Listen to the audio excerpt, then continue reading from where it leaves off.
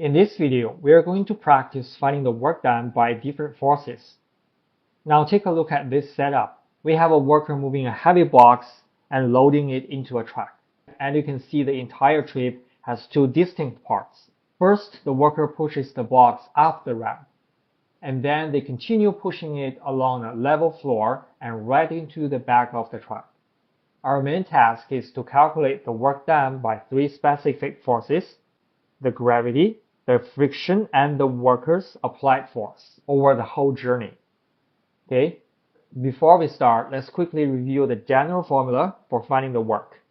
The work done by any constant force is defined as the magnitude of the force multiplied by the displacement, delta D, and then multiplied by the cosine of the angle between the force and the displacement. We'll be applying this single formula repeatedly in this problem to find the work done by all three forces. Okay, let's tackle this problem into two halves, starting with the ramp section. So this is the first section. To apply the work formula, we need to find all the forces. Let's draw a free body diagram to visualize all the forces acting on the box. So we have the gravitational force, Fg, which always points straight down. And then the normal force, Fn, which is perpendicular to the ramp surface. As the worker is pushing the box up the ramp, there is the applied force from the worker pointing up the incline right in the direction of motion. And we also have the friction force, Ff, which always opposes the motion, right? So it points down the incline. Now let's find the work done by these forces. Let's start from the easiest one, the work done by gravity. First, we need to find the magnitude of the gravitational force, Fg, which is simply the product of the mass and the gravitational acceleration g. We are given that the mass of the box is 35 kilograms and g is 9.8 meter per second squared. Then we have Fg equals to 343 newtons. Now let's apply the work formula to find the work done by the gravitational force during this first 2.5 meters trip up the ramp. So let's call it Wg1. And it equals to the gravitational force multiplied by the displacement, delta D, and the cosine of the angle between the force and the displacement. We already calculated the magnitude of the gravitational force is 343 newtons. And then the displacement is 2.5 meters. And what is the angle theta? We know the gravitational force is pointing down. And the displacement is along the ramp, which is 25 degrees from horizontal. Theta is the angle between Fg and delta D. So this is the angle theta. And you can see it includes two parts, which is 25 degrees and plus this 90 degrees, right? So theta is 25 degrees plus 90 degrees. It equals to 115 degrees. We have cosine 115 degrees here. And running these numbers on the calculator gives us approximately negative 362.4 joules. And notice there's a negative sign here. This is because the box is moving up the ramp and the force of the gravity is pulling down. It's against the motion of the box, right? So the gravity does negative work. Now let's calculate the work done by the friction force during the trip up the ramp. We know the magnitude of the kinetic friction force relies on the normal force. And Ff equals to the coefficient of the friction multiplied by the normal force. We are given the coefficient of the friction, which is 0.2.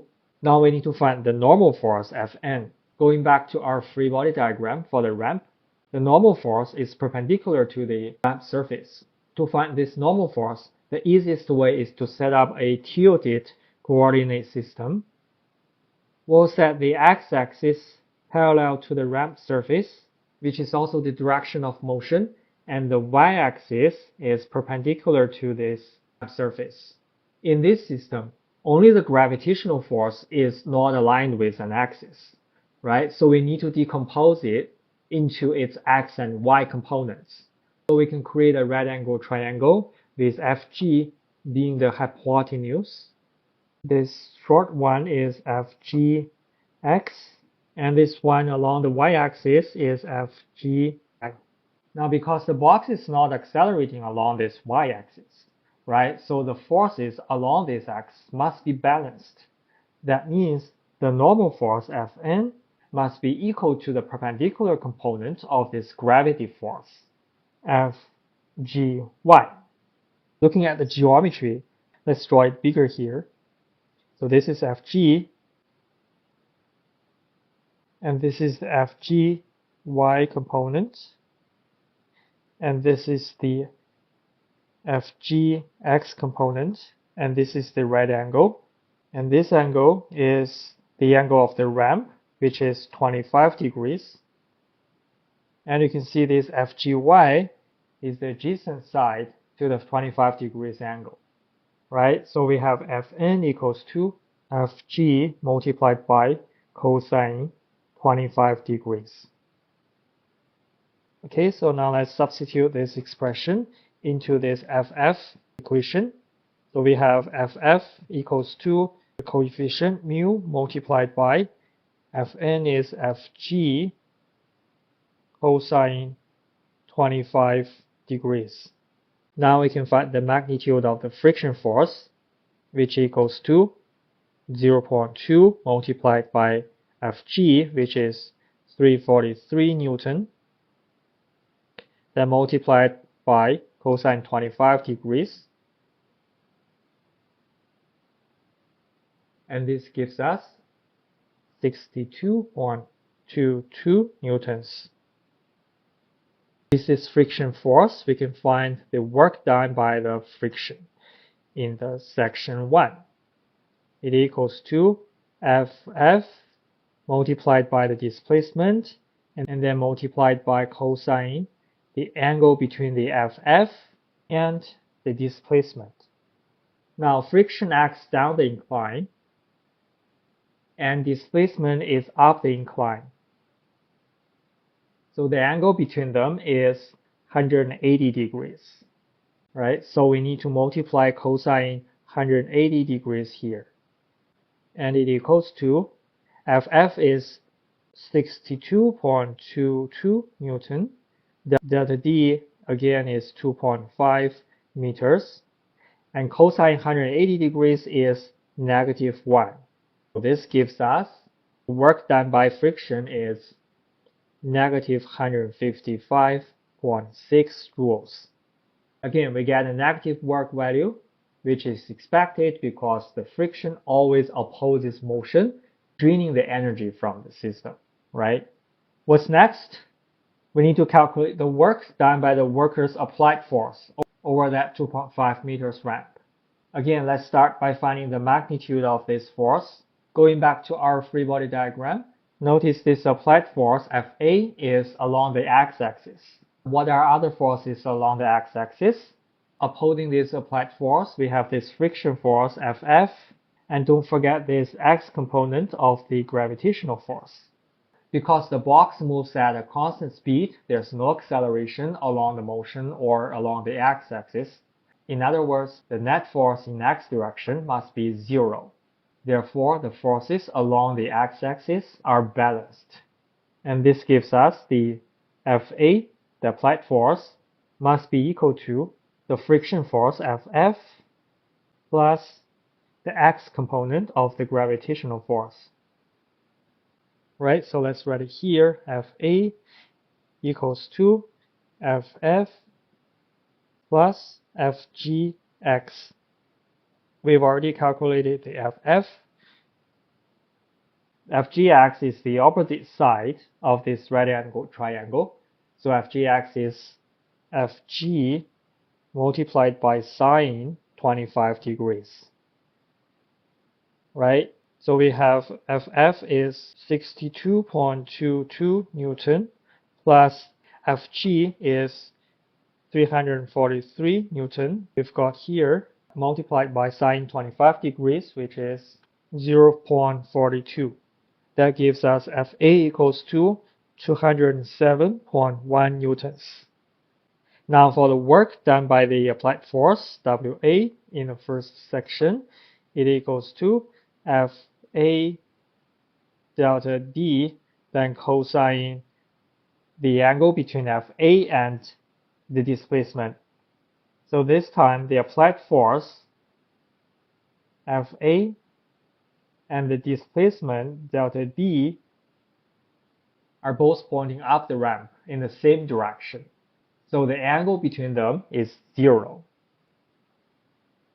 Therefore, the work is equal to Fa is 207.1 newtons, delta D is 2.5 meters, and cosine 0 degrees is simply 1. So eventually we get the work done by the applied force is 515 joules. Since the worker is pushing in the direction of the motion, they are doing the positive work and adding the energy to the box. Now that we have finished the ramp, let's move on to the second part of the trip, pushing the box 4 meters across the floor to the back of the track. We'll follow the same process, finding the forces first and then applying the work formula for that force. And this part is the section 2. Alright, when the box moves on the track, we have the gravity force again pointing straight down, and the normal force this time pointing straight up. Then we have the applied force from the worker in the direction of motion, let's say towards right, and the friction force, Ff, opposing this Fa, pointing left. Again, let's start with the gravity. The magnitude of the Fg is the same throughout the entire problem. So the gravity is 343 newtons as before. It doesn't matter if the box is on a ramp or on the floor. The weight is the same, right? So the question is, does the gravity do the same work here as it did on the ramp? To find the work, we have the value of Fg, which is 343 newton, and the displacement, which is 4 meters. And what we're missing is the angle between the force and the displacement. The gravity acts straight down, while the displacement this time is purely horizontal.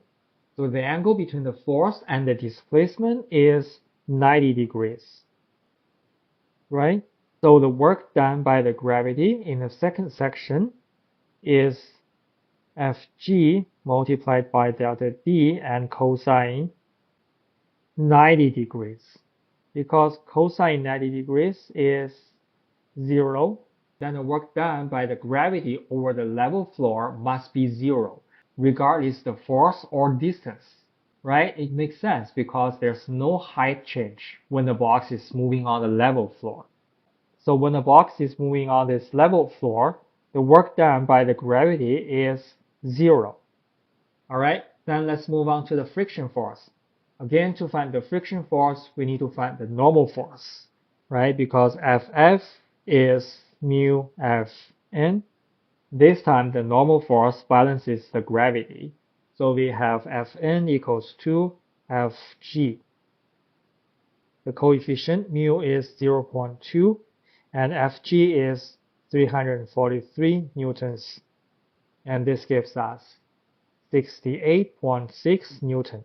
Applying the work formula, we have the work done by the friction force in the second section is equal to Ff multiplied by delta D and then multiplied by the cosine of the angle between Ff and the displacement. The friction force is pointing towards left, opposes to the displacement, delta D. So this angle is 180 degrees. Then plug in these values, we have Ff is 68.6 newtons multiplied by 4 meters, which is the displacement across the semi-track, and then multiplied by cosine 180 degrees. Cosine 180 degrees is -1. So we have the work equals to -274.4 joules.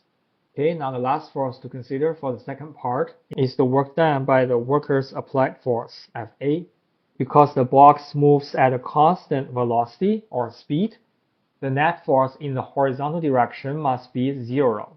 This means the applied force Fa must exactly balance the friction force Ff. And this gives us Fa equals to Ff. We've already calculated the friction force on the level floor, which is 68.6 newtons. Again, the worker pushes the box to the right, which is in the same direction as the displacement. So the angle is 0 degrees. Then we have the work done by the applied force in the second part equals to Fa multiplied by delta D, then cosine 0 degrees. We know Fa is 60.6 newtons, delta D is 4 meters, and cosine 0 degrees is simply 1. So we have the work equals to 274.4 joules. Again, the worker does the positive work, adding the energy to the box to counteract the energy lost to friction, right? Now we have calculated the work done by all three forces for both parts of the trip. Now the final step is to find the total work done by each force over the entire journey.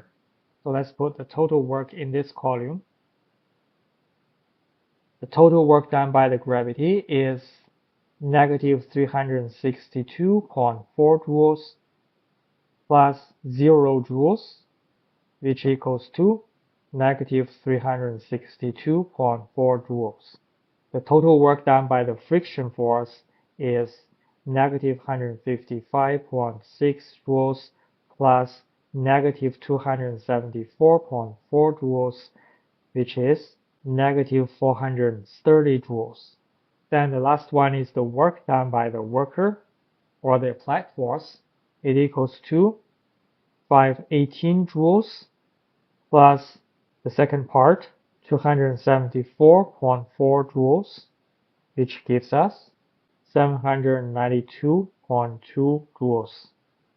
Notice that the total negative work done by this gravity and the friction, if you add these two, it's going to be negative 792.4 joules. This value is essentially equal but opposite to the positive work done by the worker. If we ignore this 0.2 and 0.4, this small difference caused by the rounding during our calculations. When the worker pushes the box up the ramp and into the truck, the work goes towards two things.